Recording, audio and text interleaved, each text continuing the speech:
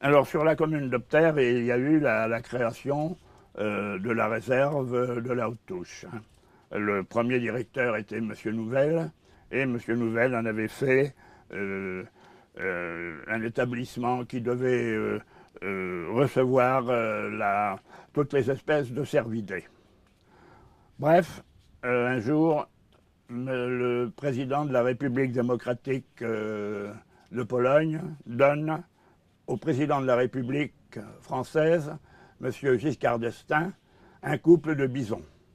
J'étais maire de la commune et j'étais invité, bien sûr, à recevoir ces bisons, dont la marraine était la fille de M. Giscard d'Estaing. Alors, les bisons sont arrivés, mais ils sont partis, bien sûr, en avion, après une visite du vétérinaire polonais qui a dit la femelle n'est pas pleine, il n'y a pas de problème, on peut la transporter par avion. Il fallait faire le détour, puisqu'il ne fallait pas survoler la République démocratique allemande.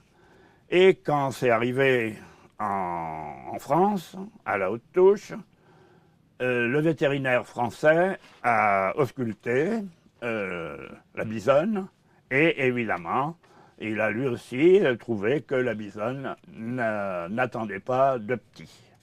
Seulement, malheureusement pour leur diagnostic, et heureusement peut-être pour nous, 2 mois après, la bisonne mettait au monde un petit bison.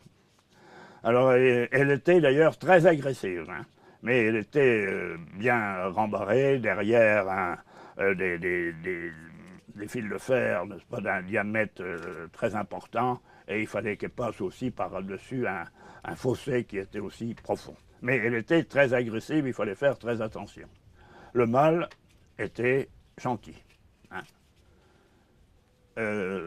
Il faut vous dire que cette journée, eh bien, il y avait un détachement de gendarmerie très important et que ça ne m'est jamais arrivé de toute ma vie d'être protégé d'une telle façon, puisque je me trouvais protégé, bien sûr, avec le préfet, etc.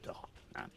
Mais c'était une journée très agréable qui s'est terminée, bien sûr, par un repas, c'est certain. Hein. Alors voilà, les bisons ont fait des petits, et depuis, il y a un troupeau de bisons à la Haute-Touche que je vous invite à venir les voir. Hein. Les origines sont polonaises.